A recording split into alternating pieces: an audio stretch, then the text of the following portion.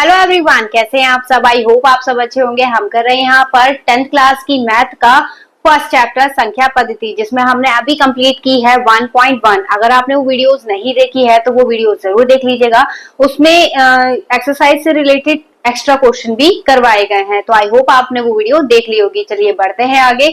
आज जो हम एक्सरसाइज करेंगे वो है 1.2। 1.2 में जो हम क्वेश्चन करेंगे आज वो है मोस्ट इंपॉर्टेंट क्वेश्चन, मतलब हर बार आपके बोर्ड एग्जाम में वो क्वेश्चन 100% पूछा ही जाता है, तो इसलिए आप इसे आज अच्छे से समझिएगा। देखिए क्वेश्चन क्या दे रखा है। क्वेश्चन दिया है सिद्ध कीजिए कि √2 एक अपरिमेय संख्या है। तो हम कैसे प्रूव करेंगे, क्योंकि हमें प्रूव करना है कि √2 एक अपरिमेय संख्या है, इसीलिए हम उसे क्या मानकर चलेंगे, परिमेय संख्या मान के चलेंगे। तो चलिए शुरू करते हैं।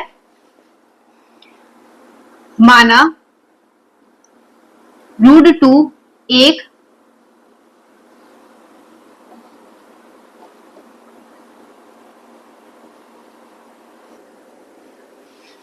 ठीक है।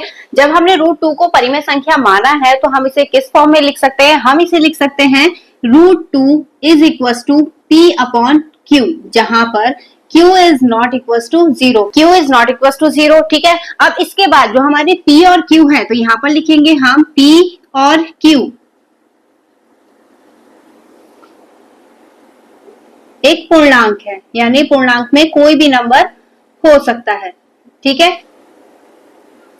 देखिए यहाँ पर जब हमने इसे परिमेय संख्या के रूप में व्यक्त किया है तो हमें पता है कि कोई भी परिमेय संख्या उसका उभयनिष्ठ गुणनखंड क्या होता है, 1 होता है। तो हम यहाँ पर लिखेंगे P और Q का उभयनिष्ठ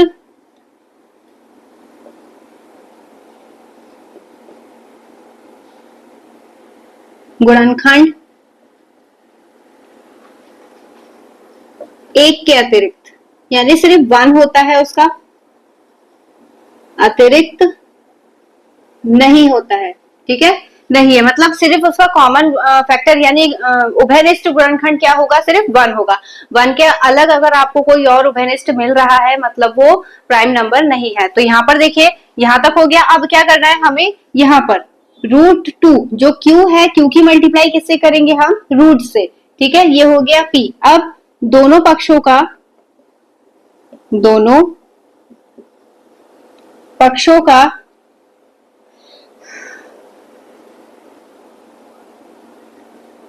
वर्ग करने पर, ठीक है।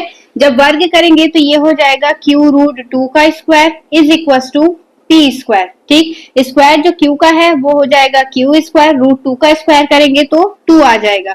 यहाँ पर P का स्क्वायर ऐसे ही रहेगा। अब 2 जो है वो इसके बटे में चला जाएगा, तो P square upon 2 is equal to Q square, ठीक है। ये होगा इक्वेशन 1। अब यहाँ पर देखिए 2 जो है वो P स्क्वायर को डिवाइड कर रहा है, मतलब 2 जो है वो P स्क्वायर का एक गुणनखंड है। अगर P स्क्वायर को डिवाइड कर रहा है कोई नंबर तो वो P को भी डिवाइड करेगा। आप फॉर एग्जांपल ऐसे समझ सकते हैं कि जैसे यहाँ पर मैंने 4 स्क्वायर रखा है, ठीक है। अगर मैं इसे अलग अलग करके लिखूंगी तो ये P है, ठीक। ये कट कर रहा है इसे, अगर ये P स्क्वायर को कट कर रहा है यानी 16 को कट कर रहा है तो P को भी कट कर रहा होगा, ठीक है। उसी के अकॉर्डिंग यहाँ पर लिखेंगे 2 P स्क्वायर का एक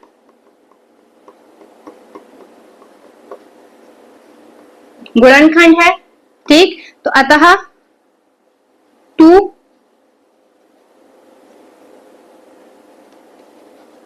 P का भी एक गुणनखंड होगा, ठीक है। अगर P स्क्वायर को डिवाइड कर रहा है तो वो P को भी डिवाइड करेगा। अब यहाँ पर एक कंडीशन अलग से और मानेंगे इसी को प्रूफ करने के लिए। माना अब यहाँ पर हमने क्या लिया था, P is equal to √2 Q लिया था। यहाँ पर लेंगे अब P is equal to 2R। यहाँ पर √2 Q था, यहाँ पर 2R लेंगे, ठीक है। प्रोसेस सेम रहेगा, जो हमने अभी तक करा है वही प्रोसेस हम यहाँ पर अप्लाई करेंगे। फिर दोनों पक्षों का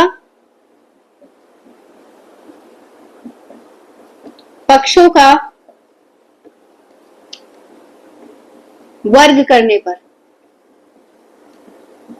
ठीक है, ये होगा P square is equal to 2r का स्क्वायर, यानी P square is equal to 4r square. अब देखिए यहाँ पर ये हो गई इक्वेशन 2।